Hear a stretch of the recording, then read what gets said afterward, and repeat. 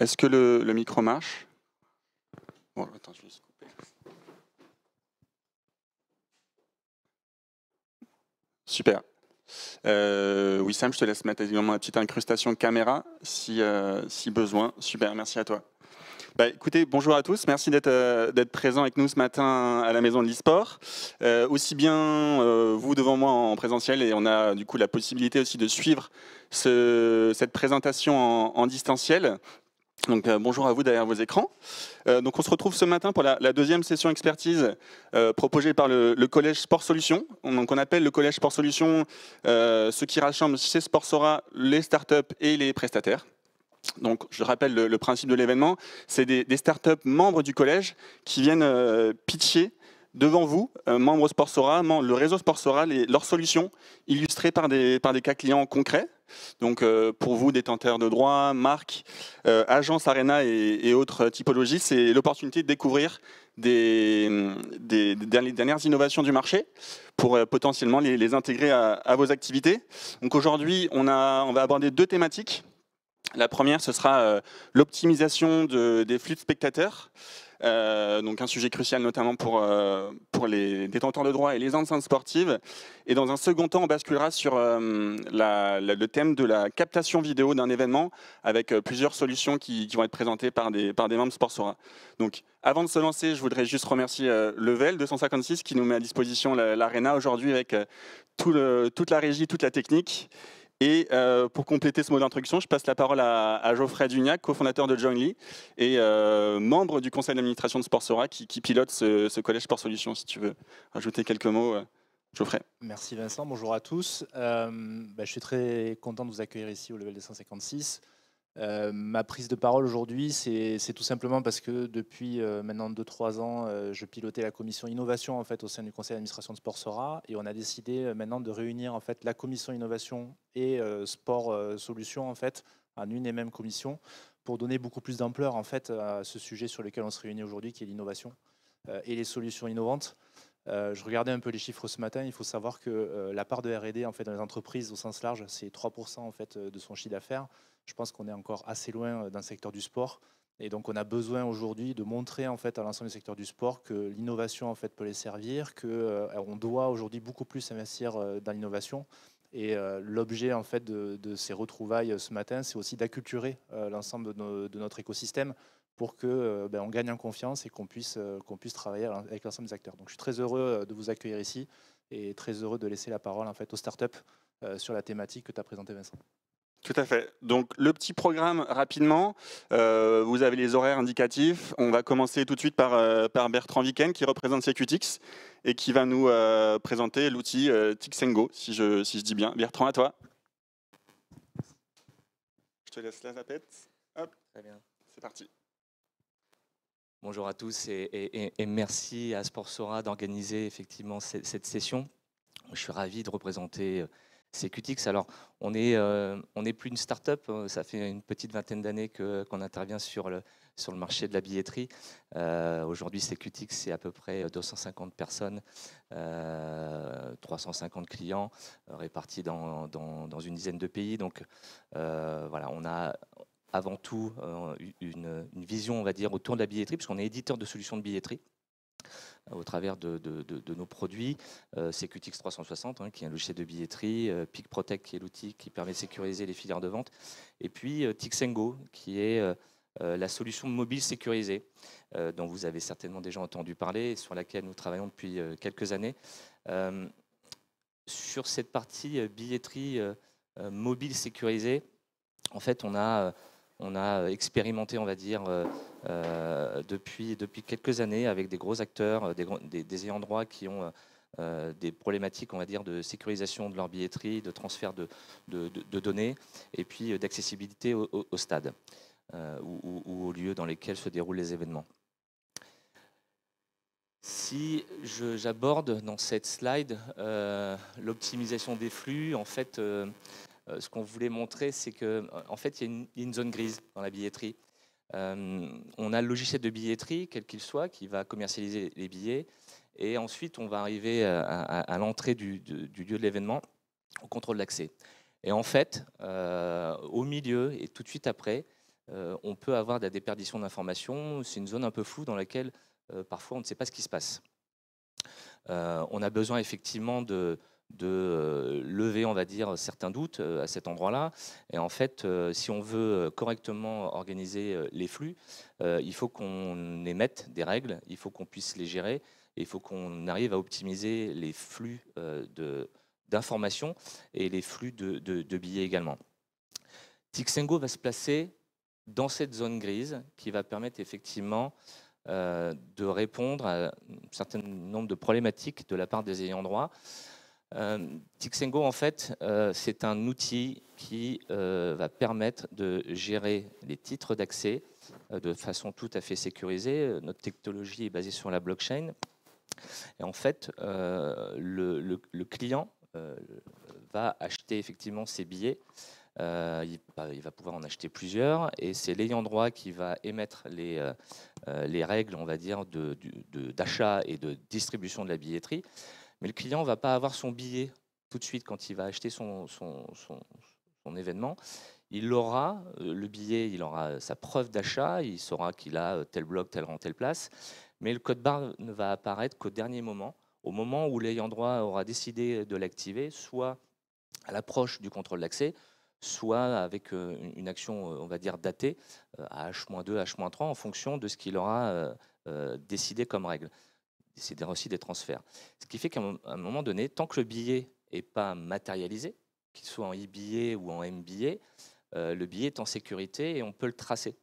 On a effectivement tous eu des expériences de téléchargement de titres, des problèmes d'impression, des problèmes de lisibilité sur les smartphones parce que le format n'était pas forcément adapté. Et puis, on a envoyé des billets via des Snapchat ou par SMS. Avec Tixengo, on élimine tout ça. C'est-à-dire que Tixengo est l'application qui va accompagner le client lorsqu'il va venir sur le site, dans lequel vont se retrouver ses billets,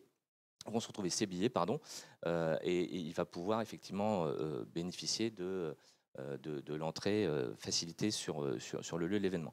Alors ça remplace effectivement les anciennes méthodes de livraison de billets, les billets thermiques et le print-at-home. En fait, Tixengo, pour faire simple, c'est une méthode de livraison. C'est une impression externe du titre qui est décidée par l'ayant droit. Alors bien sûr, on a effectivement des règles de confiance, on va dire, avec le client, et il y a une console d'administration qui permet effectivement de traiter les envois de données et les flux, et aussi des communications dédiées, puisque si on arrive à tracer le billet de bout en bout, on sait exactement qui a acheté, qui est le porteur et qui rentre dans le stade. Ce qui provoque effectivement un effet assez bénéfique, puisqu'on parle toujours de connaître son client avant, pendant et après pour pouvoir lui adresser des communications pertinentes. On est effectivement dans ce triptyque, puisqu'on sait exactement qui est présent dans le stade. Ça s'intègre parfaitement dans l'écosystème existant, puisqu'on est agnostique deux fois. On est agnostique du système de billetterie et du contrôle d'accès. En fait, c'est le logiciel de billetterie qui discute avec le contrôle d'accès et Tixengo qui discute avec le logiciel de billetterie sous forme d'API. Pourquoi on a pris effectivement cet exemple récent, ces exemples récents pour illustrer notre propos? C'est qu'en fait, les événements à forte demande, les événements où il y a une forte tension, où il y a vraiment un impact assez important, nécessitent des stratégies claires de distribution. C'est le même outil, au même endroit, qui a géré ces deux événements. Sur la droite, on sait tous qu'il y a eu effectivement un enchaînement de problèmes qui ont conduit effectivement à une organisation qui a montré certaines failles. Tous les billets n'étaient pas 100% sécurisés. Les règles de distribution étaient pas effectivement peut-être pas au niveau de ce que Ed Sheeran a voulu faire. Et en fait, chaque détenteur de droit est responsable, on va dire, de ces règles de distribution, mais aussi de la façon dont il veut effectivement matérialiser les billets. Sur la partie de gauche, sur effectivement le concert d'Ed Sheeran, en fait, le producteur et l'artiste avaient décidé d'avoir des règles très strictes de distribution, un seul transfert de billets, que des billets Tixengo, et il voulait absolument contrôler la revente et la fraude de ces titres. Ce qui fait que tous les réseaux de distribution ont été impactés dans ces ventes, à la fois pour créer des filières de revente et à la fois pour communiquer les titres directement vers l'outil de billetterie, vers Tixengo. Sur site, on s'aperçoit qu'il y a 3 fois moins de personnes au guichet en ce qu'on appelle le troubleshooting, hein, les litiges, puisque un seul titre qui se lit bien, qui effectivement va permettre de bien passer au contrôle d'accès. Le stade avait enregistré un de ses meilleurs taux d'entrée au contrôle d'accès.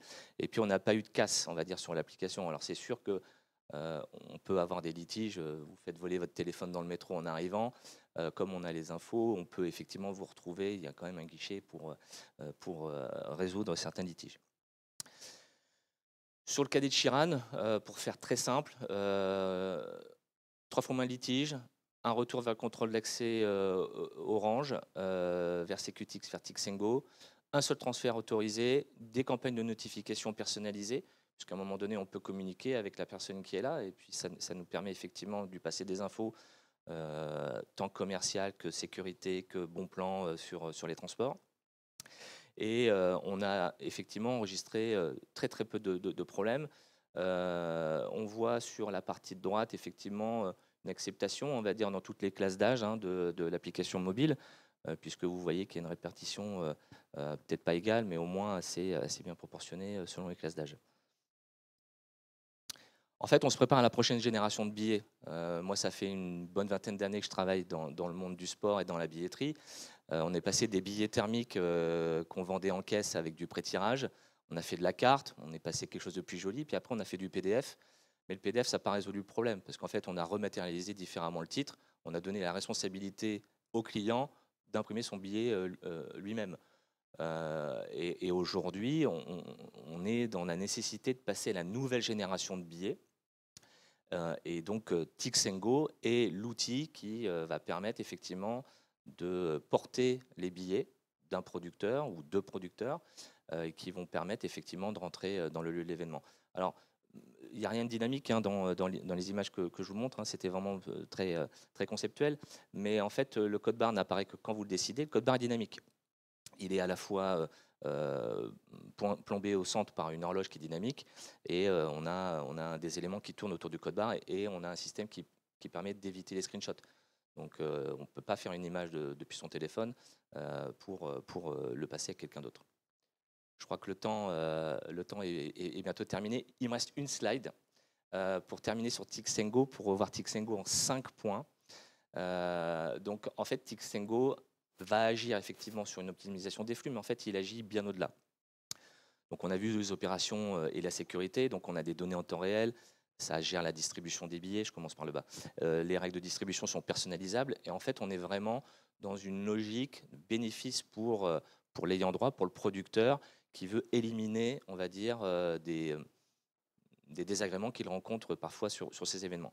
Ça permet aussi de bloquer le marché noir, parce que tant que le billet n'est pas matérialisé, eh ben, le transfert, vous le maîtrisez, puisque pour transférer un billet, il faut télécharger l'application Tixengo. Et en rentrant l'application Tixengo, on rentre ses coordonnées, ce qui fait qu'à un moment donné, on va avoir une acquisition de data très importante, puisqu'on va être capable, effectivement, de tracer, enregistrer les passages de main en main, s'ils existent, et de savoir qui est vraiment, effectivement prévu dans le stade. Ça permet aussi d'engager les fans, puisque vous pouvez vraiment cibler. Si vous envoyez un mail après le match à quelqu'un qui n'est pas venu au match, bah, il ne va pas répondre. Alors que si vous l'envoyez à la personne qui est vraiment assistée, parce que vous êtes sûr qu'elle était là, vous allez être pertinent. Et puis enfin, on se prépare, on parlait de blockchain, on se prépare à la nouvelle génération, au Web3, à la génération des NFT, aux événements dans le métaverse, et puis à la génération de nouveaux revenus, puisque cet outil Tixengo, alors c'est prévu pour l'année prochaine, va être capable de gérer aussi une place de marché, plateforme de revente intégrée dans Tixengo directement. Est-ce que je suis allé au bout de mon temps? Super Bertrand, pile à temps. Est-ce que quelqu'un dans l'audience ici à l'Arena a une question pour Bertrand? Sinon, je vais en prendre une du chat. Une question de Olivier Hélard. Pour les nostalgiques des événements, est-il possible ensuite d'imprimer un billet collector? C'est une très bonne question. En fait, c'est difficile de parler de tout ce que Tixengo peut faire en 10 minutes. C'est effectivement prévu d'avoir le souvenir ticket qu'on a tous collectionné parce qu'on est nostalgique, on va dire, des événements auxquels on a participé. Le souvenir ticket, il va aussi être engendré, il va engendrer aussi la génération du NFT. Ça veut dire que le producteur pourra aussi aller au-delà de ce souvenir ticket et aller faire une sélection de titres qui seront mintés grâce à la billetterie pour des événements assez importants auxquels on aura participé. Ok, très bien, je crois que la question a été répondue. Une autre question dans l'audience à l'Arena? Sinon, on va passer à la prochaine thématique. Je crois, Bertrand, merci beaucoup. Merci à vous. La petite slide de contact, éventuellement, pour ceux qui souhaitent contacter Bertrand vis-à-vis de plus de questions personnalisées. Wissam. Hop, on passe à la prochaine slide. Et voilà, vous avez tout ce qu'il faut ici, ceux qui souhaitent prendre les coordonnées de Bertrand. Merci beaucoup. Merci à vous. On va ensuite passer à la prochaine thématique, à la seconde thématique de la matinée, qui est donc comment développer une captation vidéo de son événement. On va commencer avec une première solution présentée par Pierre Husson, CEO de Rematch, qui va nous présenter les spécificités de l'application Rematch. Voici.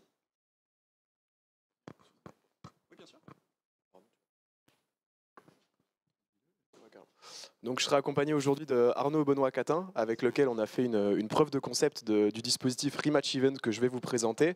Mais avant de rentrer dans ce cas de l'événement de la Saint-Gobain Football Cup, je vais vous parler un petit peu de Rematch. Donc Rematch, c'est les highlights du sport amateur. Rapidement pour me présenter, donc je suis le CEO de la startup. Accessoirement, je fais du football amateur en départemental 2. Je vous dis pas ça pour rien parce que Rematch, c'est bien les meilleurs moments du sport amateur en vidéo. La base, l'origine de Rematch et notre mission, c'est clairement de mettre en lumière les millions de matchs qui ont lieu chaque année en sport amateur. En foot, en basket, en handball et en rugby, on soupçonne rarement tous les meilleurs moments et tous les beaux moments qui se passent sur les terrains de sport amateur partout en France. Nos partenaires clés, c'est les associations sportives qui vivent grâce aux bénévoles. Et notre mission, c'est d'aider ces associations sportives à la fois à être visibles, à être beaucoup plus visibles sur le site internet, sur leurs réseaux sociaux et également à générer de nouveaux revenus. Pour atteindre cet objectif, on est parti d'un constat qui est assez simple, c'est qu'aujourd'hui, on a tous des smartphones dans la poche et que les smartphones, année, font des vidéos de très très bonne qualité. Et ainsi, nous avons développé une application mobile qui est 100% gratuite et qui permet à n'importe qui de pouvoir devenir le rematcher du jour et ainsi d'immortaliser les highlights d'un match de sport amateur. Et vu qu'on est plutôt pas mauvais en vidéo, j'ai préparé une petite vidéo tuto dans laquelle on va se mettre dans la peau du rematcher qui va immortaliser les meilleurs moments d'un match de foot amateur. Régie, normalement la vidéo va se lancer. Super. La première étape, elle est cruciale, ça va être de trouver son match. Ça tombe bien, on est connecté au calendrier de toutes les fédérations sportives en France, et ainsi on va pouvoir proposer le bon match au bon endroit, au bon moment. Ici, la Bred contre Cestas, de Club Girondin. Et là, c'est la fonctionnalité magique de Rematch, c'est uniquement après avoir assisté à un bon moment qu'on va appuyer sur le bouton but, et l'application va remonter le temps de 15 secondes pour immortaliser le highlight. Et après, tout se fait automatiquement. L'action immortalisée, l'incrustation du nom des clubs et le résumé automatique et instantané de la rencontre. Rematch est une sorte de YouTube du sport amateur. Toutes les vidéos sont référencées et ultra triées par sport, club, catégorie, niveau, compétition. Et ainsi, tout le monde peut retrouver la bonne vidéo au bon endroit. Comme ici sur la TV du club de la Bred, où on voit toutes les catégories de toutes les équipes du club qui sont référencées. Et l'idée de Rematch, c'est bien évidemment que ces vidéos soient partagées le plus largement possible par les joueurs et les clubs, comme ici on peut le voir sur la page Facebook de la Bred Football Club. Donc vous l'avez compris, avec Rematch, il faut une personne au bord du terrain avec un smartphone, et ça permet à n'importe qui d'immortaliser les meilleurs moments d'un match de sport amateur. Aujourd'hui, Rematch est la solution numéro 1 en termes de diffusion de highlights de sport amateur en France. Et on s'est développé grâce à une viralité naturelle, où on le voit avec le petit schéma ici, avec un rematcher qui va filmer une vidéo qui va être naturellement partagée par l'ensemble des acteurs qui constituent le sport amateur. Les joueurs, bien sûr, hyper contents de pouvoir voir et revoir leurs exploits, leur entourage, les clubs, et également deux types de partenaires stratégiques qui ont amplifié notre diffusion, qui sont les fédérations et les médias, qui se branchent à Rematch, soit de manière automatique, soit de manière éditoriale, pour diffuser les plus belles actions, comme par exemple sur le site compétition de la Fédération française de handball, où on retrouve tous les résumés de matchs de départemental, de régional, un peu comme les pros finalement, ou très récemment dans l'émission Tout le sport sur France 3, où toutes les semaines sont partagées la crème de la crème des plus beaux highlights filmés par nos rematchers. Donc aujourd'hui, Rematch, ça c'était la base, c'était l'objectif initial de la société, mettre en lumière le sport amateur. On a à peu près 40 000 highlights qui sont filmés tous les week-ends, on génère 10 millions de vues sur la plateforme tous les mois, et on vient de clôturer un tour de table qui va nous permettre de nous développer et de consolider le marché français sur cette année 2022. Et en fait, on a sorti très récemment Rematch Event. C'est la Fédération française de basket qui nous a dit « Vous êtes capable de couvrir un match de basket amateur, pourquoi vous ne pourrez pas couvrir 80 matchs de basket 3 contre 3 sur une journée ?» On a relevé le défi, c'était pas évident. On a mis en production 3 heures avant le début du tournoi, mais on a réussi à le faire. C'était en 2018. Et depuis, Rematch Event est né et on a une formule qui permet non pas de filmer les matchs d'un match le dimanche à 15 h en départemental 3, mais de pouvoir référencer toutes les vidéos d'une compétition et de pouvoir proposer des options premium à l'organisateur de l'événement. Très souvent, une option premium, ça peut être par exemple l'incrustation. Ah, c'est dommage, je cache le petit logo qui est normalement incrusté en haut à droite. Ça peut être le logo de l'organisateur de l'événement. Et voilà, exactement. Donc le logo de la Fédération française de basket qu'on voit ici, que je salue. Je crois qu'ils sont sur le live en direct. Et également, on a mis ça en place donc avec Arnaud Benoît-Catin sur la Saint-Gobain Football Cup que je vais le laisser présenter et surtout de voir pourquoi utiliser le dispositif Rematch Event et pourquoi la vidéo Highlights est super intéressante pour ce type d'événement. Merci Pierre. Bonjour à tous. Effectivement, nous, ce qui était très intéressant, c'est qu'on organise un événement de marque employeur qui est une Coupe de France en fait des grandes écoles qui sépare les ingénieurs et les écoles supérieures de commerce. Et tous ces matchs, il y a à peu près une centaine d'équipes, un peu plus, qui jouent cet événement en France. Les matchs sont isolés, mais on est assez fort sur les réseaux sociaux. Et comme Saint-Gobain souhaitait dynamiser et récupérer justement les images de ces matchs isolés avant les phases finales qui sont, elles, centralisées à Clairefontaine sur 3 jours, eh bien on a approché Pierre et Franck à l'époque. Je trouvais que la solution était intéressante, d'autant plus que le groupe Saint-Gobain cherche aussi à agiter, je dirais, le monde des startups et son écosystème. Donc tout ça avait formé un cercle assez vertueux. On récupérait beaucoup d'images de matchs isolés, donc les écoles pouvaient voir leurs futurs adversaires et savoir comment et quels étaient leurs résultats.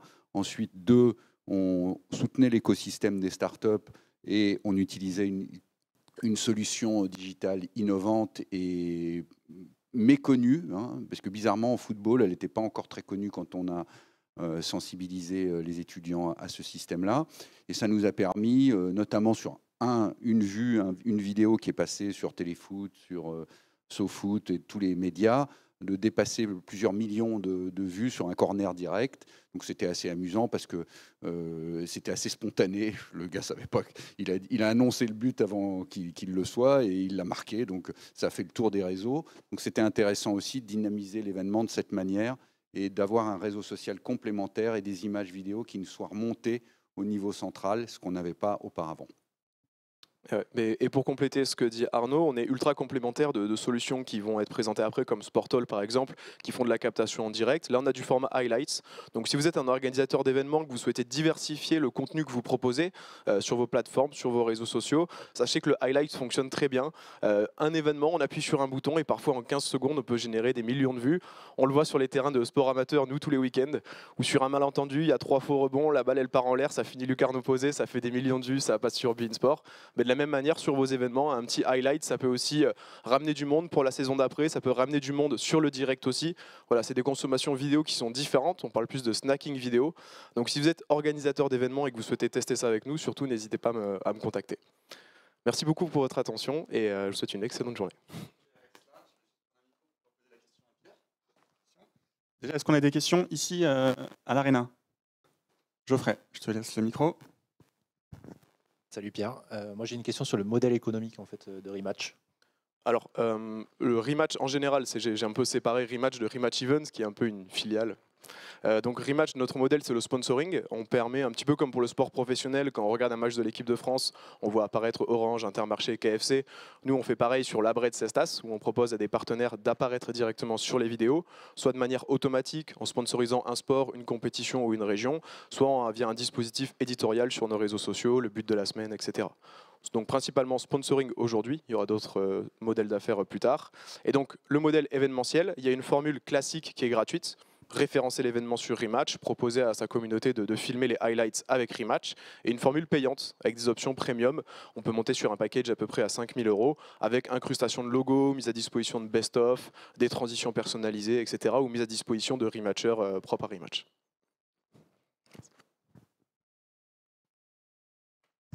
Pascal, je te laisse le micro. Merci pour cette présentation. Moi j'ai une question sur les... Alors c'est fait, on a bien saisi pour le sport amateur, mais comment on peut contrôler qu'il n'y ait pas du sport pro qui soit filmé et la problématique de droit qui évidemment y serait liée? C'est une très bonne question et on a été très challengé là-dessus, notamment par les fédérations et les ayants droit. Dans la petite vidéo tuto, la première étape, en fait, elle est cruciale. C'est-à-dire qu'on référence tous les week-ends, on récupère tous les matchs qui ont lieu en sport amateur en France. D'ailleurs, c'est intéressant, il y a à peu près entre 50 et 100 000 matchs qui sont organisés chaque week-end. En football professionnel, il y en a moins de 1000 sur la saison. Ça montre aussi l'ampleur du marché. Et en fait, tous les matchs sur lesquels il y a des droits qui sont positionnés, on ne les référence pas tout simplement sur la plateforme. Donc on va cliquer sur le bouton, ça va nous géolocaliser, proposer les matchs qui sont autour de nous. Mais si je suis au Matmut Atlantique, bon, on est quasiment plus je suis supporter des Girondins, on est quasiment plus professionnel, mais voilà, l'application ne va peut-être pas, proposer le match, alors que si je suis au bord de mon terrain et de mon club de cœur en district, l'application va me proposer le match. Voilà. Ok, je prends une dernière question, Pierre, du chat. Déjà, on te fait remonter que le concept est très sympa.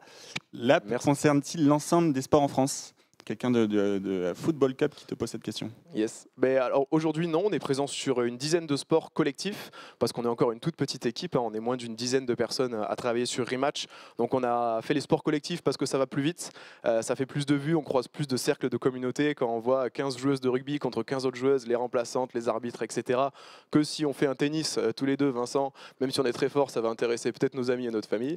Donc on est aujourd'hui présent sur les sports collectifs, mais l'idée c'est bien d'être présent sur tous les sports en France et à l'international dès l'année prochaine. Super, merci. Une dernière question. Tout à l'heure, quand tu répondais à Geoffrey, tu parlais de certaines marques. Est-ce que tu as un exemple d'un partenariat avec une marque en particulier ? On a historiquement la marque Space Foot avec toutes leurs boutiques, leurs stores qui sponsorisent le Top Action. C'est l'élection chaque semaine de la plus belle action en foot, basket, handball et rugby. Et on va annoncer dès la semaine prochaine un deal avec un équipementier, un gros magasin de sport, sur un dispositif réseaux sociaux avec l'élection de la plus belle passe de la semaine en foot amateur. Donc petit teasing, rendez-vous sur nos réseaux sociaux dès la semaine prochaine. Ok, on va rester attentif. Je te rajoute une question bonus, vu qu'on a encore un petit peu de temps, tu as été hyper concis. Est-ce qu'il y a un système de reward ou comment tu fidélises tes rematchers ? Alors il y a un système automatique de gamification qu'on a mis en place par François Allary, le CTO de Rematch et nos équipes techniques, où en fait tu filmes ton premier match, tu as pas mal de tutos, etc. Tu es novice, après tu passes titulaire, cadre, capitaine et tu finis légende quand tu as filmé plus de 50 matchs avec Rematch et que tu as des objectifs en termes de vues à atteindre. On a également des trophées. On s'est inspiré de gamification à la fois du monde des apps et également du monde de l'e-sport aussi qu'on suit pas mal et qui marche très très bien. Donc ça c'est de manière automatique. Et après on a également la fidélisation avec nos équipes BizDev qui sont là, on a tout un logiciel de CRM pour fidéliser les clubs qui sollicitent des rematchers, on leur offre des t-shirts, des trépieds, et tout des batteries portables pour filmer. C'est la base, c'est nos power users comme on dit dans le monde de la startup, et donc on fait tout pour qu'ils nous aiment et que ce soit la communauté qui fasse vivre le sport amateur. Ok, super, je crois qu'on a une dernière question ici. Bonjour Pierre, merci pour la présentation. Bonjour. Donc moi en fait je suis de Dakar, du Sénégal. Donc ma question c'est si on envisageait de vous faire venir à Dakar pour des événements, pour le Rematch Event, est-ce que c'est possible et voilà, comment ça allait se passer? Avec grand plaisir, c'est clair que c'est totalement possible. On n'a pas encore d'expérience à l'international, donc si la première ça pourrait être à Dakar avec grand plaisir. On n'aurait pas pu le faire il y a un an. Aujourd'hui on s'est staffé, on a les moyens et on va se déployer à l'international, donc ouais, avec grand plaisir pour mettre ça en place. Voilà, tu as gagné un voyage à Dakar, Pierre. Incroyable, quoi. Ça valait le coup de venir, quoi. Super, je vais remettre si ta slide contact pour ceux qui souhaitent te contacter. Hop, la bonne. Voici, super. Bon, à nouveau, merci beaucoup et bonne continuation. Merci Pierre. Je prends ça.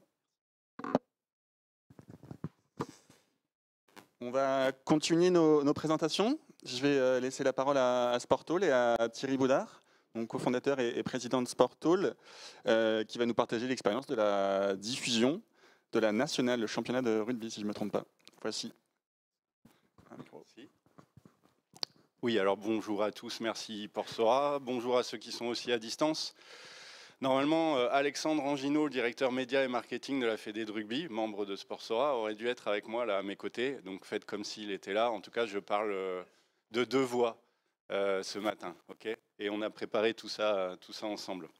Oui, donc ce matin, je voulais rapidement vous présenter le nouveau partenariat entre la Fédération française de rugby et Sporthall pour la production, diffusion et monétisation du championnat de la nationale de rugby.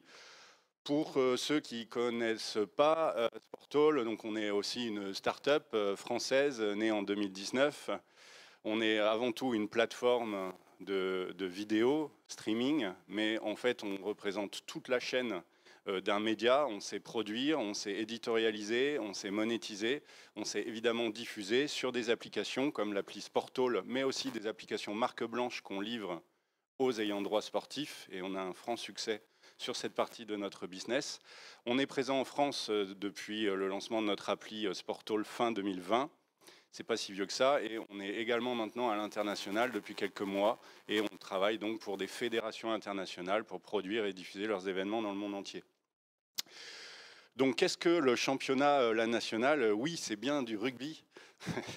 C'est bien du rugby et ça sera diffusé sur la plateforme Rugbyzone TV. Rugbyzone TV, c'est un média qui a été entièrement créé par Sporthall, lancé en début d'année 2022, donc c'est tout récent. Considérez que c'est un média du rugby en France. Alors on va dire c'est peut-être le deuxième média de rugby en France. Il y a quand même Canal+ avec le Top 14, la Pro D2, on ne peut pas lutter évidemment. Mais on fait quand même ce qu'on peut et on a lancé la plateforme 100% rugby, 100% digital, avec depuis le début 2022 le championnat de United Rugby Championship, le championnat de Premiership, tous les événements internationaux de Rugby Europe Championship. Et on avait, depuis début 2022, quelques matchs de national, puisqu'on était en partenariat direct club, ce qu'on sait faire aussi, travailler directement avec des clubs. On produisait et diffusait pour Valence Roman et Soyons Angoulême. Soyons Angoulême qui sont remontés en Pro D2, félicitations à eux. Valence Roman doivent encore se battre cette année. Donc la nationale, vous l'avez compris, il y a le Top 14 et la Pro D2 qui sont deux niveaux professionnels gérés par la Ligue nationale de rugby. Donc la nationale de rugby, c'est le niveau fédéral le plus élevé, géré directement par la Fédération française de rugby. Il est fait là, c'est un niveau semi-pro qui est là comme un tremplin vers l'élite. Il y a quand même plusieurs équipes qui viennent de la Pro D2 dans le championnat, il faut le savoir, donc il y a des attentes très fortes en termes de visibilité. Et donc l'objectif, c'est la couverture du championnat en exclusivité sur Rugbyzone, mais vous allez le voir aussi sur d'autres supports parce qu'il faut bien aller faire un maximum d'audience. C'est un partenariat pluriannuel. Le but, c'est la visibilité avant tout, mais vous le verrez également, trouver un modèle économique viable sur un projet comme ça, c'est essentiel. Donc justement, pour assurer la visibilité du rugby fédéral et d'un championnat comme la nationale, il faut aller chercher de l'audience. On n'est pas un média traditionnel. Les médias traditionnels ne travaillent pas sur ce genre de championnat, sans doute pour des raisons de modèle économique et d'audience. Nous, on y va franco. Donc oui, il faut travailler l'audience, c'est évident. Pour avoir de l'audience, il faut produire. Et produire un championnat, ça représente des moyens quand même très importants. Donc de la captation live, de l'enrichissement de contenu, de l'éditorialisation et maîtriser une grosse diffusion. Et il faut aller chercher l'audience. Donc il faut un gros plan de communication. Ça ne sert à rien d'aller diffuser si personne ne regarde. Donc il faut communiquer au maximum. Et chez Sporthall, on a cette spécialité que de savoir utiliser les réseaux sociaux. Mais on est aussi en partenariat avec les clubs, avec les presses régionales dans tout le territoire. Et également en partenariat avec certains médias spécialistes du rugby. Et bien sûr, une fois que le fan il est là, qu'on a produit des images, il faut s'assurer que ce fan soit satisfait de la façon dont on va lui présenter la nationale. Il est un consommateur, et le consommateur de la nationale de rugby peut être un fan d'une équipe qui l'année dernière était en Pro D2. Donc il regardait ses matchs sur Canal+ quand même. Donc vous voyez que la barre est haute pour le satisfaire. Donc l'objectif, c'est d'avoir une qualité qui est un peu comme à la télé. Alors évidemment, on n'est pas exactement dans les mêmes solutions technologiques ni dans les mêmes standards, mais notre objectif, c'est que le fan se dise « Ah oui, j'ai vu ce match et oui, c'était comme à la télé ». Ça fait 6 mois qu'on le fait avec Valence Roman et Soyons Angoulême et on a eu ce feedback des fans. Oui, on a cette sensation que c'est comme à la télé, même si ce n'est pas du tout les mêmes moyens de captation, on le verra tout à l'heure. Et par contre, sur la consommation, Pierre l'a bien expliqué, les gens ils passent leur temps sur les réseaux sociaux, ils veulent du contenu court, ils veulent des highlights, des résumés automatiques. Donc là, il faut en fait préparer le contenu pour une diffusion sur les réseaux, parce que c'est là où on va faire le plus de vues. Faut pas rêver. Et évidemment, le but, c'est de donner l'émotion et de donner du fun. Hein. C'est quand même pour ça qu'on regarde du sport, faut pas l'oublier. Donc tout ça crée et nous présente une balance qui n'est pas si évidente à gérer, qui est, oui, il faut aller générer des revenus sur un championnat comme ça, sinon le modèle ne tourne pas. Et d'autre part, il faut aussi maîtriser ses coûts, alors qu'on sait qu'on va devoir produire plus de 150 matchs par an, qu'on aura une équipe édito, et qu'on va devoir faire de la communication. Trouver ce modèle économique, ce n'est pas que la problématique de Sportall, parce que ce que je précise maintenant, c'est qu'en fait, donc Alexandre Angino et donc la Fédé et Sportall, on est en partenariat, et c'est bien la problématique de ce partenariat, puisqu'en fait, on va partager les revenus ensemble. Et on va partager le plan d'action. On a un plan d'action de communication conjoint, on a un plan marketing conjoint, et on partage les revenus. Donc on est vraiment main dans la main dans le succès de ce championnat. Nous ne sommes pas un simple diffuseur qui a acheté des droits. Chez Sportall, nous sommes persuadés que ce modèle convient sans doute au sport top premium, mais ne convient pas au sport semi-pro, ni au sport amateur. Donc maintenant, pour les experts un peu plus, pour rentrer un peu plus dans le détail, sur la captation, on fait de la remote production. On va sortir 2 à 4 caméras sur chaque terrain pour produire. On essaye de produire jusqu'à 100% des matchs, on sera un petit peu moins, mais entre 90%, aux environs de 90% des matchs seront produits entre 2 et 4 cams. Il y a 1 ou 2 commentateurs. On est en remote prod, les commentateurs ils peuvent être en local ou chez eux, d'ailleurs, ainsi que le réalisateur. On assure toujours sur les 2 cams un plan large et un plan serré avec des cadreurs pro. Et on a en complément des caméras bord terrain pour être au plus près de l'action, ralenti pendant tout le match. Micro-arbitre, et ça le fait, ça donne vraiment quelque chose de plus. Et on a en plus le son ambiance, évidemment, je ne vais pas lister, mais bien sûr. Et on a des interviews d'avant-match et après-match. Évidemment, on diffuse ça en live, on sait gérer des lives simultanés sur la plateforme, donc plusieurs matchs en parallèle, ça c'est pas un souci. Les replays sortent automatiquement. Pardon, je n'étais pas en face de la caméra. Mais on ne se contente pas des replays, on va également, à la suite des matchs, pendant tout le week-end, avoir des highlights, des résumés. On va clipper en quasi direct. Alors, avec des moyens un peu différents de rematch, effectivement, mais parce qu'en fait, on récupère le live dans la plateforme Sportall et notre équipe édito, elle peut faire du clipping quasi direct. Donc, elle regarde les matchs, elle vérifie que tout se passe bien au niveau technique et en plus, elle fait ce travail éditorial de préparer les highlights en taguant directement pendant le live dans le contenu, ce qui va créer des résumés semi-automatiques. Et en plus, tous les essais et les moments forts sont clippés et envoyés vers l'application Rugby Zone, vers Sportall, mais aussi vers les réseaux sociaux. Donc, Rugby Zone est l'application principale sur laquelle on diffuse la nationale, ainsi que l'URC, Premier Chip, etc. Comme toute application partenaire de Sportall, cette application est également visible à l'intérieur de l'appli Sportall, qui là joue un rôle de place de marché de la vidéo sportive et des applications de sport. On diffuse sur les réseaux sociaux, et quand on parle des réseaux sociaux, c'est ceux de la Fédération de rugby, c'est ceux de Sportall. On a également un réseau social dédié à Rugby Zone, mais c'est aussi le réseau social de chaque club. Et on permet d'ailleurs à chaque club d'utiliser la plateforme Sportall.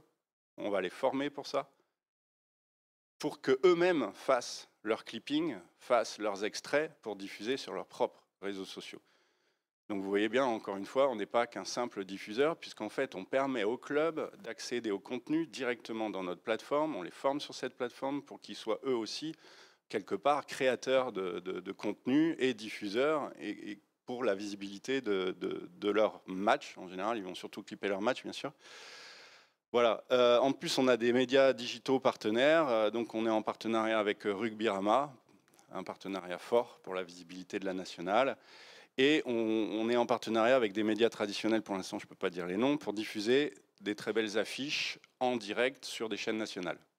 Encore une fois, pour un objectif de visibilité, c'est un très beau complément à une appli digitale, c'est normal.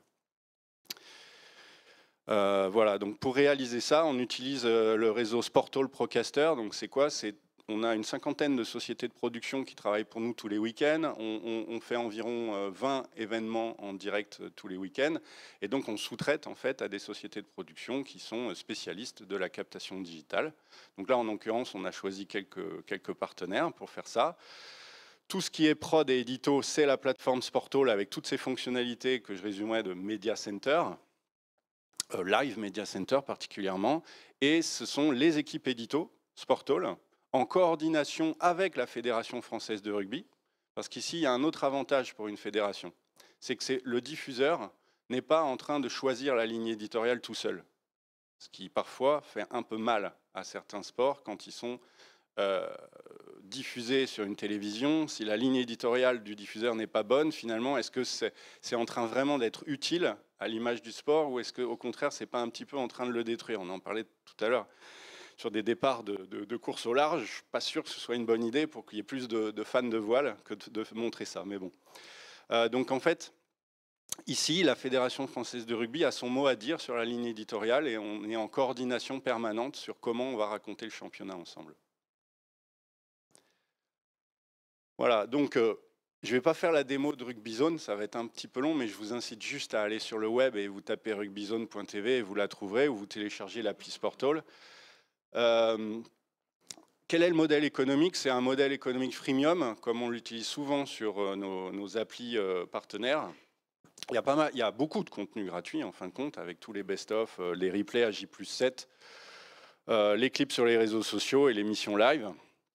Et en plus d'une diffusion sur chaîne gratuite qui va créer de la grosse audience. Et les lives, eux, sont en contenu payant, ainsi que les clippings quasi directs des essais. Au cas où vous avez raté le début du match, au moins vous pouvez retourner voir les highlights en quasi direct. Voilà, c'est dispo sous forme d'abonnement mensuel, abonnement annuel. Il y a une offre spéciale licenciée, comme on le fait sur Athlé TV avec la Fédé d'Athlé, sur Futsal Zone avec la Fédé de football. À chaque fois, l'objectif est aussi d'aider la Fédé à augmenter son nombre de licenciés. Donc on met en place une offre spéciale licenciée, en général 50% moins chère. On va préparer aussi une offre club où vous pourrez vous abonner que au match de votre club à un prix plus préférentiel. Voilà. Et ce qui est important, c'est du freemium, et il y a beaucoup de contenu gratuit, il y a beaucoup de vues. On va parler ici de plusieurs millions de vues pendant une saison. Et on est persuadé avec la Fédération française de rugby que ce produit, la nationale, au sein de tout le championnat en exclusivité, au sein d'une appli pro comme RugbyZone TV, est un chouette produit pour une marque, pour un sponsor, pour un annonceur qui viendrait s'associer à ce championnat, qui représente à un niveau quasi pro les valeurs quand même du rugby amateur, du rugby fédéral, mais avec une captation quasi professionnelle.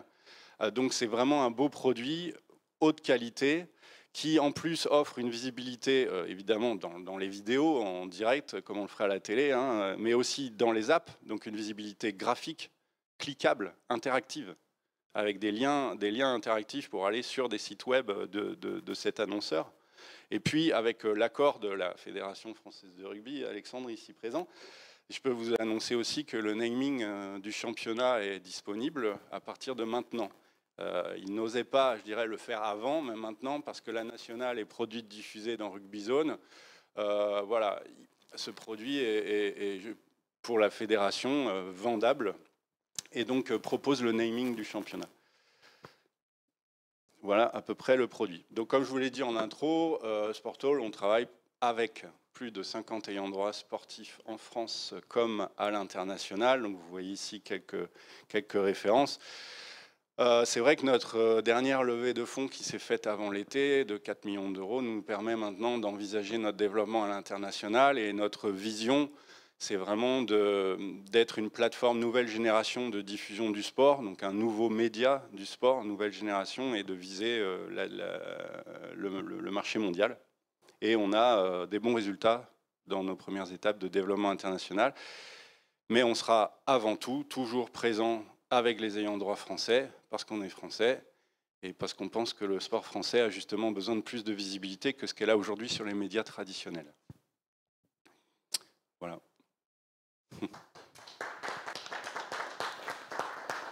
Merci beaucoup Thierry. Je pense que tu peux rester encore ici avec Alexandre d'ailleurs. Voilà. Encore sur scène quelques minutes, le temps de répondre à des questions. Est-ce que dans l'audience, Antoine? Question pour Alexandre peut-être? Merci. Oui, Alexandre. Ouais, okay. Je voudrais lui poser une question sur comment vous avez réussi à agréger les autres droits, c'est-à-dire les compétitions internationales qui apparaissent sur la plateforme, et selon quel modèle? À peu près alors c'était quand fin 2021, on a décidé de effectivement investir fort dans le rugby et de lancer Rugby Zone TV. Et donc une des démarches était d'aller chercher des clubs de national, et l'autre démarche était d'aller chercher des championnats étrangers disponibles en termes de droits pour le marché français. Alors, bon, Géraldine, notre VP acquisition et revenus, n'était pas encore avec nous, mais on a quand même réussi, même sans elle. Bon, il faut dire qu'il y a aussi François Pesanti, l'ancien CEO d'RMC Sport, dans l'équipe Sportall. Donc c'est François qui a piloté. Moi, j'avoue, je ne sais pas faire ça. Et on a utilisé des agences de vente de droits, et on a fait des propositions de revenu sharing aux ayants droit. Donc au début, ils nous ont regardé bizarre quand même, parce que c'est la première fois que quelqu'un osait leur dire « Ah non, mais moi, j'achète pas les droits, hein, on va essayer de faire de l'argent. Si on fait de l'argent, on partage. » Voilà, donc c'est comme ça qu'on signe des championnats étrangers qui avant n'étaient pas disponibles en France. Et donc pour eux, et même pour la première chip anglaise, alors pour cette saison-ci, on va voir comment on travaille avec la première chip, c'est pas encore tout à fait finalisé, mais en tout cas pour l'URC, vaut mieux quelques revenus avec Sportall que rien. Et plus personne ne connaissait l'URC en France. Ça faisait trop longtemps que c'était pas diffusé. En plus, pendant ce temps-là, les malins, ils ont changé de nom. Donc du coup, on a bien galéré au début pour refaire connaître l'URC. Donc ils ont besoin de nous en fait. Peut-être qu'un jour on aura tellement bien bossé que l'URC et la première chip de nouveau seront intéressants pour des grosses chaînes de télé de pay TV, peut-être. Alors ce jour-là on les perdra, mais je pense qu'on aura bien fait notre boulot si on arrive à ça. Merci, c'est clair. Ici, oui. Bonjour, déjà merci pour la présentation. Moi j'ai une question, par exemple, si le fan il souhaite juste voir un seul match et qu'il ne souhaite pas avoir un abonnement mensuel ou annuel, comment est-ce qu'il peut payer justement pour avoir un seul match? Oui, alors vous êtes nombreux à nous poser la question. Et oui, il y a un pass 48 heures sur la plupart de nos offres payantes. Tu payes que pour 48 heures. Pendant 48 heures, évidemment, tu vas avoir le match pour lequel tu as décidé de payer. Mais en fait, pendant 48 heures, tu vas aussi découvrir tous les autres matchs, si tu veux. Et puis, tu auras accès au replay pendant 48 heures, parce que comme on est en mobilité, peut-être tu vas réussir à regarder un bout du live, tu n'auras plus le temps. 2-3 heures après, tu vas revenir, tu as envie de partager les 2 beaux essais que tu as vus. Tu vas montrer ça à tes potes. Il ne faut pas que ce soit que pendant la durée du match, ça ne marche pas. C'est un des problèmes du pay-per-view à l'américaine. C'est ce pay-per-view où là, du début à la fin du live, tu as accès au live, puis après, tout s'arrête, tu n'as même plus accès à l'appli. Ça, c'est pas très bon. Donc c'est pour ça qu'on fait ce pass 48 heures. Thierry, j'avais une question. Moi, c'est quel est le prix d'accès de tous ces matchs, que ce soit à la journée, au mois là? Oui, alors les prix, en fait, il y a différents. Pour le fan, tu veux dire, l'offre, ouais. Donc en fait, tu as une offre La Nationale à 4,99. Tu as l'offre Tout Rugby Zone à 6,99 si je ne me trompe pas. Le prix est en train d'évoluer un petit peu en fonction des championnats étrangers qu'on arrive à avoir, parce que ça bouge tout le temps en fait. On a des nouveaux contenus sans arrêt, donc ce prix all-in-one peut évoluer. Pour le licencié, c'est moitié prix sur l'offre La Nationale. Et pour les offres club, je ne peux pas encore donner les tarifs de l'offre club, c'est pas encore finalisé. Voilà. Ouais, ça paraît raisonnable.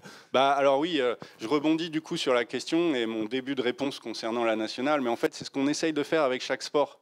On a un futsal zone qui est à peu près à ce prix-là, dans lequel on trouve l'élite de futsal masculine, la D1 futsal, en partenariat avec la FFF, mais on trouve aussi le futsal brésilien, on a eu du futsal espagnol, on a la Ligue des champions de futsal, tout ça dans des tarifs équivalents, 4 € par mois, 2 € par mois pour un licencié de foot.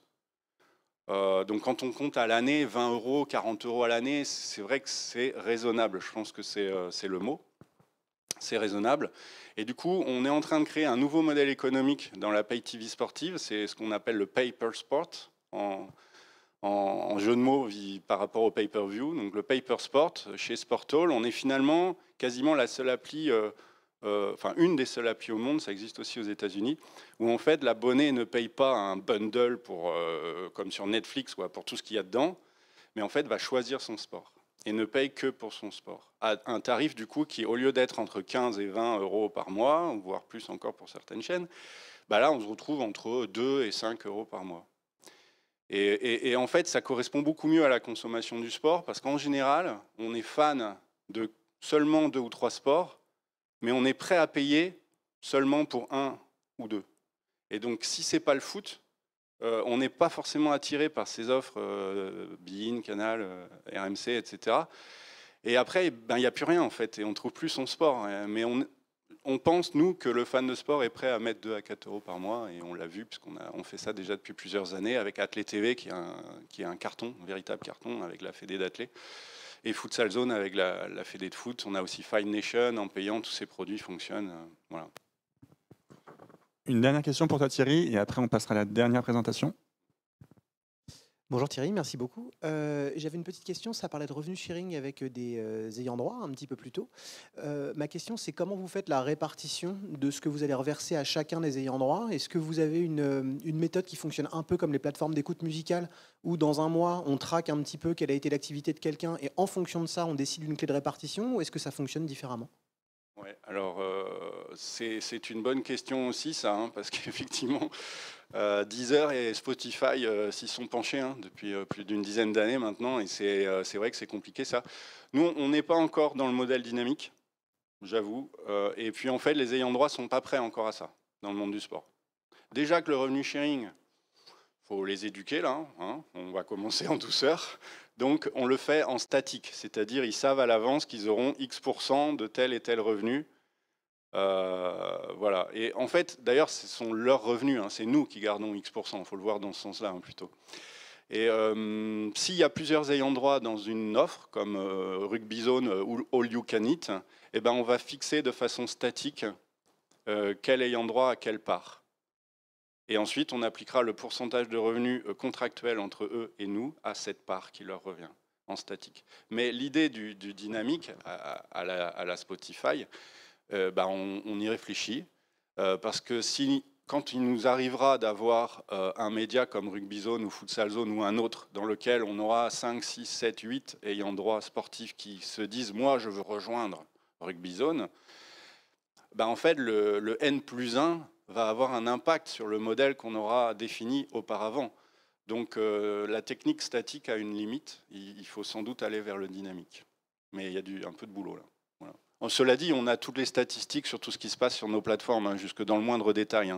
C'est pas le problème, c'est pas les stats, c'est plus contractuel et la négo, voilà. Les stats, on les a, c'est bon. Voilà. Merci beaucoup pour les questions. Merci Thierry de Sportall. On va remettre pareil, comme les autres, la slide de contact. Pour que, hop, on va remettre la bonne. C'est celle prochaine. Merci beaucoup. Voilà, vous avez toutes les informations si vous voulez contacter Thierry et Sportall, juste ici. Je vais demander à Pascal Gueulet de Stop & Go de nous rejoindre. Tu vas avoir la lourde tâche de conclure la session. La zapette ici et le micro. Voilà, à toi. Merci. Oui, donc la question, merci, merci d'être là, merci et bonjour à ceux qui écoutent. La question et l'idée, là, c'était de voir comment, effectivement, je vais trop vite avec les appels, ouais, comment on peut mixer l'efficience économique, on en parlait, nous on arrive dans la chaîne de valeur dont parlait Thierry, sur la partie captation. Donc avant de commencer rapidement, Stop & Go fait partie d'un groupe qui s'appelle The Picture Factory Group. On a plusieurs marques qui sont dédiées à des métiers différents, mais autour de l'image ou du sport, qui sont vraiment nos terrains de jeu. Masterfilm pour tout ce qui est production de contenu, corporate essentiellement.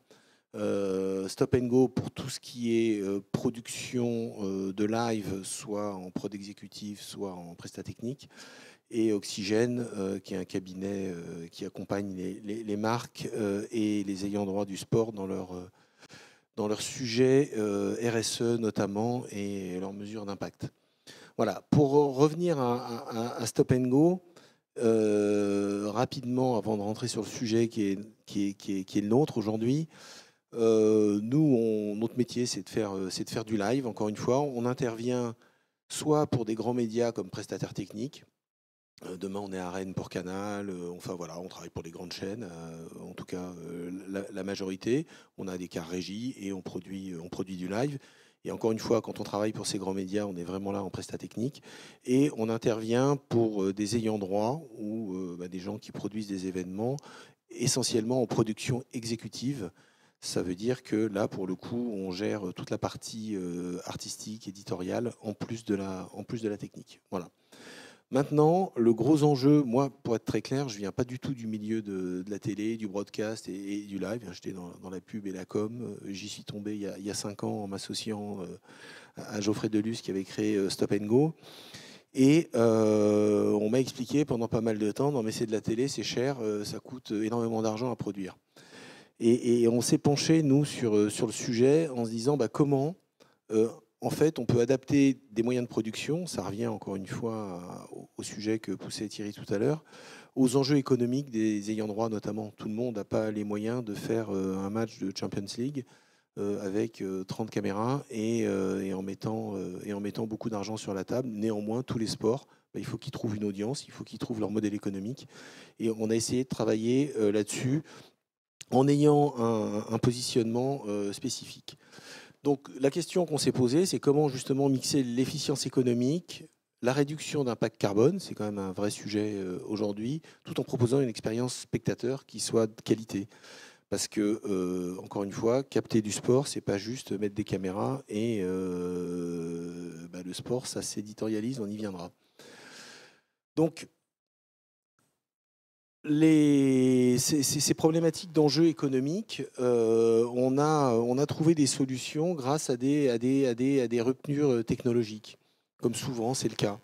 Je veux dire, l'arrivée notamment de la 4G et de la 5G a permis de mettre en œuvre des nouvelles méthodes de travail, des nouveaux modèles économiques, et évidemment ça modifie l'impact de l'ensemble, pour le coup, de l'écosystème de la captation sportive. Et on s'est tourné vers un sujet dont a parlé encore une fois Thierry tout à l'heure, c'est la remote production. Alors ça ne fera pas tout, mais aujourd'hui, la remote production, c'est une vraie solution efficiente qui permet de produire moins cher, qui permet de produire, encore une fois, si sur la partie artistique de la captation, j'entends le réalisateur, la qualité des cadreurs, l'éditorialisation, si on met les moyens là-dessus, et là-dessus il ne faut pas mégoter, on arrive à produire à des coûts bien moindres qu'en déplaçant des cars régie. Et encore une fois, ça a un vrai impact aussi sur la partie RSE du sujet. Donc cette année, nous, il y a 2 sujets sur lesquels on a opéré. On a fait un peu plus de 65 matchs en remote production pour la Ligue nationale de volley. Donc ça veut dire quoi ? Ça veut dire que, en l'occurrence, pour la Ligue nationale de volley, c'était des 4 caméras. Les cadreurs étaient pris en local, c'est-à-dire qu'ils étaient à 150 km, on essayait autour du lieu du match. Nous, on faisait juste monter un véhicule léger avec les caméras, les solutions de transmission, 4G, 5G, Internet. Enfin, notre partenaire est Aviwest sur le sujet et Vision maintenant. Les commentateurs et les consultants qui habitent Paris étaient dans nos bureaux à Boulogne, dans une cabine son. Donc, ils prenaient plus. Donc, c'est un véritable impact aussi pour l'ayant droit. C'est-à-dire qu'il ne déplace plus des commentateurs partout en France. Il a la même paire de commentateurs pour tous les matchs. Donc, j'allais dire, une logique et une qualité et un rendez-vous qui est donné, encore une fois, aux spectateurs en entendant les mêmes voix tout au long de la saison. Donc voilà. Et c'était produit de notre Remote Center à Toulouse, où on peut produire en simultané trois régies qui peuvent pousser en simultané des matchs. Donc l'impact, il est évidemment économique, parce qu'on sort un 4K à des prix qu'on serait incapable de sortir si on envoyait nos cartes régie. On le fait quand le client nous demande, mais je veux dire, c'est évidemment pas les mêmes budgets. Comme je le disais, il y a beaucoup moins de monde qui se déplace. Donc il y a un impact prix, mais l'économie et l'écologie, c'est souvent un sujet lié. Quand c'est pas lié, ça a peu de chance de donner quelque chose et de pérenne et d'efficace. Et en revanche, encore une fois, je répète, sur la qualité du programme, du sport, c'est de l'émotion. On en parlait tout à l'heure, encore une fois. Il faut que ça soit du plaisir, il faut qu'on ait envie de revenir en le regardant. Et il faut que le réalisateur soit en capacité, ça s'éditorialise un live. Je veux dire, il ne faut pas croire que c'est juste mettre des caméras et puis on voit ce qui se passe sur le terrain, c'est pas vrai. Je veux dire, il faut que la personne, le réalisateur, il ait fait ses briefs correctement à ses cadreurs. Et il faut qu'il y ait une vraie ligne éditoriale dans la façon dont est filmé le sport. Et la garantie qu'on apporte, nous, quand on prend en main un sujet, c'est clairement d'avoir la même équipe technique tout du long de la saison. C'est-à-dire qu'on a le même réal sur l'intégralité des matchs. On a les cadreurs sont pris en locaux mais briefés par les réals. Le réal a écrit son guideline éditorial en début d'année qui est validé par l'ayant droit. Et voilà. Donc l'idée, c'est que si on avait fait ces 65 matchs pour la LNV avec un cas régie, en l'occurrence, avec le niveau de prestation qui était demandé là, on aurait eu une qualité de programme pas meilleure qu'en remote. Alors ça, j'allais dire, c'est le cas le plus simple. On est dans une salle, on met 4 caméras, voilà. On a opéré cette année sur un sujet qui est plus compliqué à produire, c'est du triathlon, parce qu'on est dans l'eau, on est avec des gens à vélo, donc il y a des motos qui suivent, et on est avec des gens qui courent. Donc le triathlon, c'est comme le vélo ou d'autres sports. Alors, nous, on est très habitués à ça parce qu'on fait beaucoup de sport auto, mais c'est pas super simple à produire. Et c'est la première fois qu'un championnat, pour le coup, je peux le dire, au monde, c'est la première fois qu'un championnat complet de triathlon, puisqu'on a fait les 5 épreuves pour la Fédé, et filmé et produit full remote. Il y avait 9 cams quand même.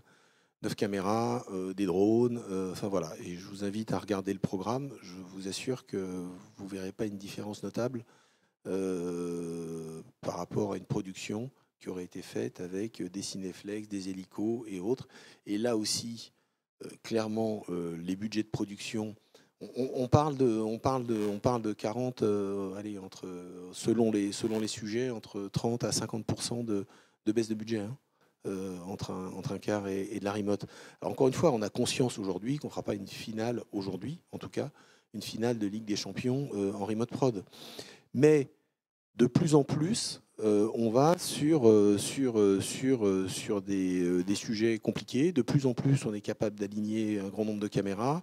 Je ne peux pas encore vous dire quoi, mais on va faire 2 gros événements à Abu Dhabi et à Dubaï l'année prochaine, sur des productions où il y aura entre 15 et 20 caméras, et ça sera full remote.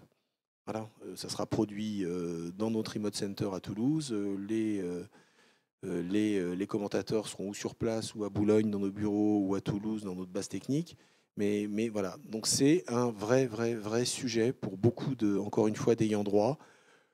Les chaînes, les grands médias aujourd'hui se tournent pas encore vers cette solution, mais ça viendra. C'est une évidence. Nous, on travaille en collaboration avec Orange, avec A-Vision, avec tout un tas de partenaires à développer des solutions. Et on a déjà des prototypes pour tout ce qui est cam embarqué, pour remplacer des technologies comme la HF par de la 5G, quand on sera capable de vraiment mettre des parapluies, j'allais dire 5G ou Wi-Fi, pour créer des réseaux privatifs et remplacer la HF sur certains sujets par ces technos. Voilà, donc ça bouge, ça avance vite, ça a des vraies vertus. Encore une fois, ça ne fait pas tout. Heureusement, on a 5 quarts régie, dont des grosses milles à souffler, on les déplace encore.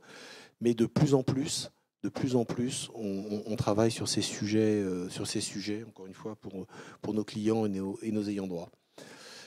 Je répète que ce qui a permis ça, ce sont les ruptures technologiques, et notamment en termes de transmission. Je ne reviens pas sur l'ère d'Internet, mais la 5G, la fibre, permettent ça aujourd'hui. Il y a un truc sur lequel on ne doit pas transiger, c'est que le sport, je redis ce qu'a dit Thierry tout à l'heure, c'est de l'émotion, c'est de la passion. Quand on veut montrer un sport, quel que soit l'écran dont on parle, il faut que les gens aient envie de revenir, il faut que ça soit du plaisir, et il faut qu'ils comprennent le sport. Encore une fois, ça se storytell un live. Donc il ne suffit pas, pour montrer un sport, de mettre 4 caméras autour d'un terrain. Il faut vraiment y faire vibrer les gens qui vont le regarder. Et ça, pour nous, c'est un vrai sujet. On transige pas trop là-dessus. Voilà. Quand on fait de la prod exé, on transige clairement pas là-dessus. Donc ça veut dire qu'il faut payer les talents pour qu'ils soient opérants. Les slides, je vous ai dit à peu près tout ce que je vais vous dire. J'ai essayé de faire court pour tenir le timing sur lequel s'est engagé le Sport Sora.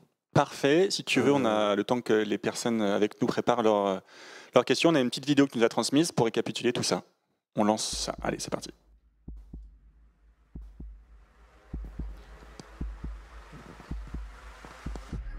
Bon, ça sont que des images qu'on a. C'est un highlight évidemment, mais c'est que des images qu'on a produites nous.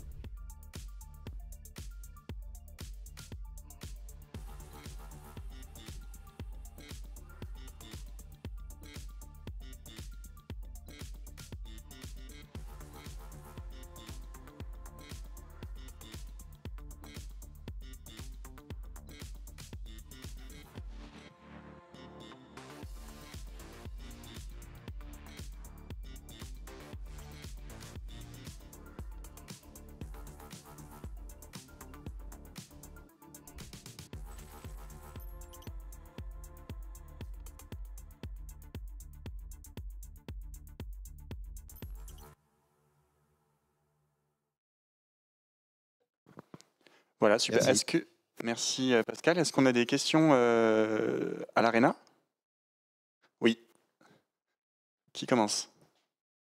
Allez. Merci beaucoup.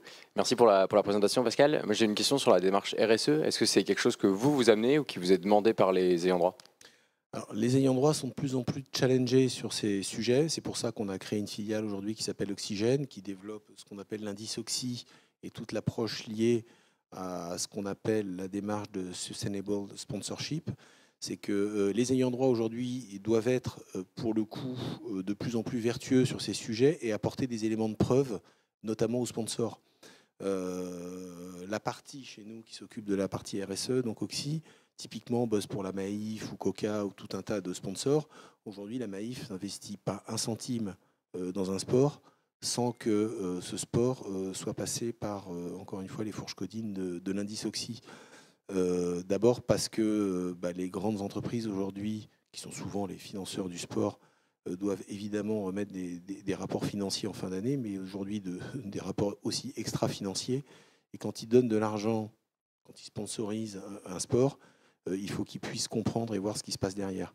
Donc on a sur ces sujets-là évidemment un véritable impact avec la remote, pour en revenir au sujet du jour, que ce soit côté ayant droit, puisque nous c'est avec eux qu'on travaille, parce qu'ils doivent montrer patte blanche, notamment pour attirer des sponsors et être le plus vertueux possible.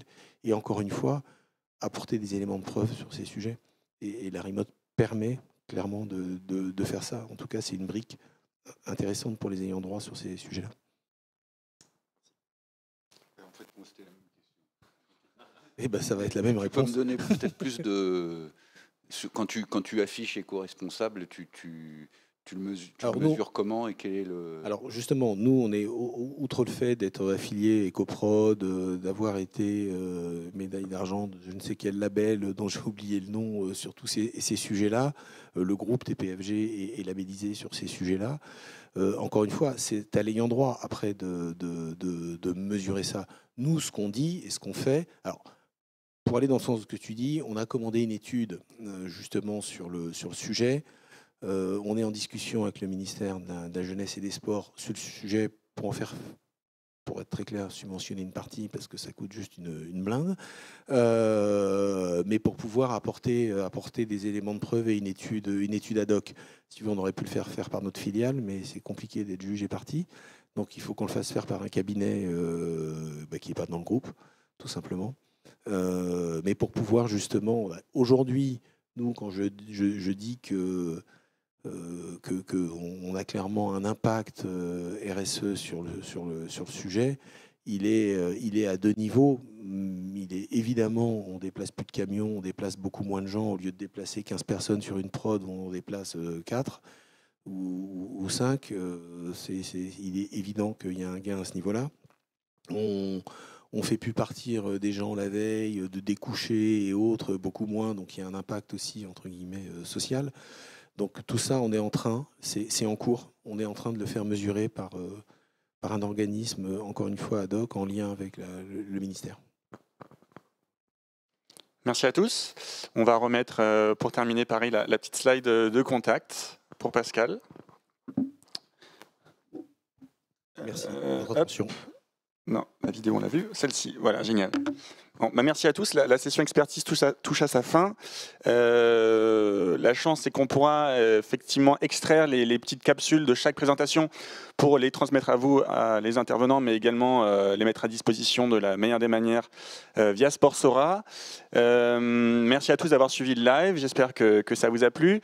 Le petit bonus pour ceux qui sont présents avec nous ici à la Maison de l'e-sport, c'est une petite visite de la Maison de l'e-sport rapidement, ainsi qu'une visite des studios de One Trick Production qui va expliquer à travers un petit exemple concret comment ils ont organisé et diffusé un petit contretemps.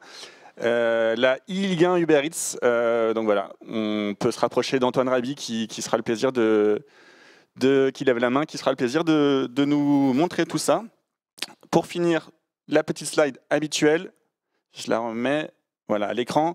Les prochaines dates, Sportsora à avoir en tête sur la fin de l'année. Très prochainement, pour ceux qui ne l'ont pas encore vu, c'est l'Observatoire du Naming, sa 5e édition au Parc des Princes, donc la matinée du 20 octobre. On a de très belles marques namers qui viendront partager leur stratégie, un très beau plateau avec différentes tables rondes. Ensuite, la prochaine date, c'est le 8 novembre au Tremplin, donc lieu un petit peu de l'innovation pour parler Web3. Donc c'est un module à Sportsora Academy, ouvert aux membres et aux non-membres. Donc ceux qui nous regardent par le live peuvent aussi s'inscrire. C'est en présentiel avec des présentations de cas d'usage du NFT Ballon d'Or qui est un peu dans l'actualité avec dans 10 jours la cérémonie du Ballon d'Or. Et on parlait de François Pesanti qui viendra aussi présenter toute la stratégie Web3 du RCT. Et enfin, la dernière date que je vous partage, c'est l'Observatoire des GESI, le 16 novembre, lors du salon Event, comme l'an dernier pour ceux qui étaient avec nous, de la même manière que le naming, de très belles tables rondes avec Paris 2024, des collectivités, voilà, et des marques qui viendront expliquer leur stratégie autour des GESI. Donc toutes les inscriptions se font à sportsora.com. Donc n'hésitez pas, si l'une des 3 dates ou les 3 dates d'ailleurs vous intéresse, à vous inscrire ou à demander plus d'informations que vous pouvez trouver sur le site également. Voilà, je crois qu'on va terminer ici. C'est tout pour moi. Merci beaucoup et à très bientôt.